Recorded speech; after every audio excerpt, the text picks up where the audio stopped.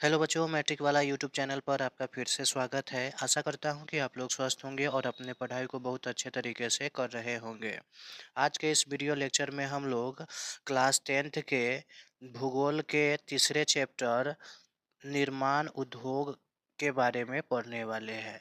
यह निर्माण उद्योग का डे नंबर 1 है। इससे पहले हमने एक पार्ट और दो पार्ट को पढ़ लिया है। यदि आपने उसे नहीं देखा है तो इसके डिस्क्रिप्शन में उसका लिंक दे दिया जाएगा, आप वहां से इसे देख सकते हैं।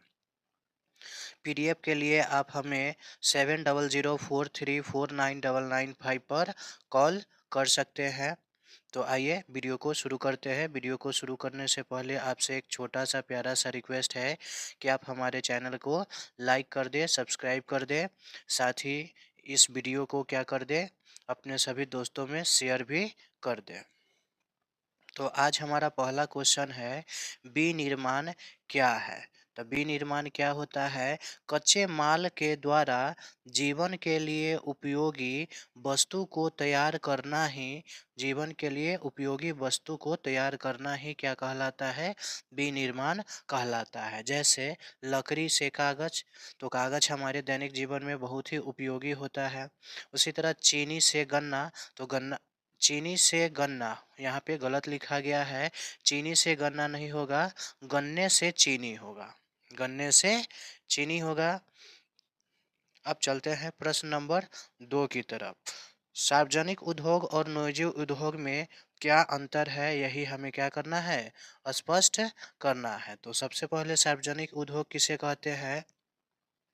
वैसा उद्योग जिसका संचालन सरकार स्वयं करती है, यानी कि वैसा उद्योग जिसका संचालन सरकार खुद करती है, सार्वजनिक उद्योग कहलाता है। जैसे दुर्गापुर, भिलाई, राउरकेला, लोहा इस्पात केंद्र, ये सभी के सभी क्या है, सार्वजनिक उद्योग है। अब है निजी उद्योग। तो वैसा उद्योग जिसका स्वामित्व किसी एक व्यक्ति या संस्था के पास होता है, तो वैसे उद्योग को क्या कहते हैं, निजी उद्योग भी कहते हैं। जैसा कि Tata iron and steel company.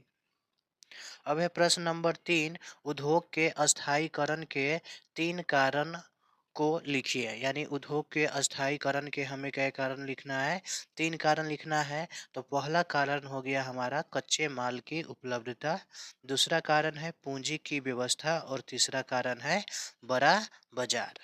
अब प्रश्न नंबर 4 हमारा है, कृषि आधारित उद्योग और खनिज आधारित उद्योग में हमें क्या करना है, अंतर बताना है। तो कृषि आधारित उद्योग और खनिज आधारित उद्योग में अंतर है। तो कृषि आधारित उद्योग किसे कहते हैं? वैसा उद्योग जो कच्चे माल के लिए कृषि पर निर्भर होता है। वैसा उद्योग जो कच्चे माल के लिए कृषि पर निर्भर रहता है, कृषि आधारित उद्योग कहलाता है। जैसा कि सूती वस्त्र उद्योग, जूट उद्योग, रेशमी वस्त्र उद्योग, ऊनी वस्त्र उद्योग इत्यादि। अब है खनिज आधारित उद्योग किसे कहते हैं? तो वैसा उद्योग जो कच्चे माल के लिए खनिज पर निर्भर रहता है, उसे हम क्या कहते हैं, खनिज आधारित उद्योग कहते हैं। जैसे लोहा और इस्पात उद्योग, सीमेंट उद्योग, रसायन उद्योग इत्यादि। अब चलते हैं प्रश्न नंबर 5 की ओर। प्रश्न नंबर 5 हमारा है, स्वामित्व के आधार पर उद्योगों को उदाहरण सहित वर्गीकृत कीजिए। तो स्वामित्व के आधार पर उद्योग को कितने भागों में बांटा गया है? 2 भागों में बांटा गया है। पहला है हमारा सार्वजनिक उद्योग और दूसरा है हमारा संयुक्त अथवा सहकारी उद्योग। तो आइए पहले सार्वजनिक उद्योग को पढ़ते हैं। तो सार्वजनिक उद्योग क्या होता है? वैसा उद्योग जिसका संचालन सरकार स्वयं करती है, उसे सार्वजनिक उद्योग कहते हैं, जो आपको तुरंत पीछे इसका परिभाषा था। अब संयुक्त या सहकारी उद्योग क्या होता है? जब उद्योग में 2 या 2 से अधिक व्यक्ति या सहकारी समिति का योगदान होता है, तो उसे संयुक्त या सहकारी उद्योग कहा जाता है। जैसे ऑयल इंडिया लिमिटेड, महाराष्ट्र का चीनी उद्योग। अब है, मुंबई को सूती कपड़ों की महानगरी क्यों कहा जाता है? तो मुंबई को सूती कपड़ों की महानगरी कहा जाता है क्योंकि सिर्फ मुंबई भारत का लगभग एक चौथाई, यानी कि भारत में जितने भी कपड़े बनते हैं उसका एक चौथाई केवल मुंबई ही तैयार करता है। इसलिए इसलिए मुंबई को सूती वस्त्र की नगरी कहा जाता है। आशा करता हूँ कि आपको यह वीडियो लेक्चर बहुत अच्छे तरीके से समझ में आ गया होगा। तो आप हमारे चैनल को लाइक, सब्सक्राइब और शेयर कर दें। पीडीएफ अगर किसी भी सब्जेक्ट का आपको नहीं मिला है तो आप हमें 7004349995 पर मैसेज कर सकते हैं।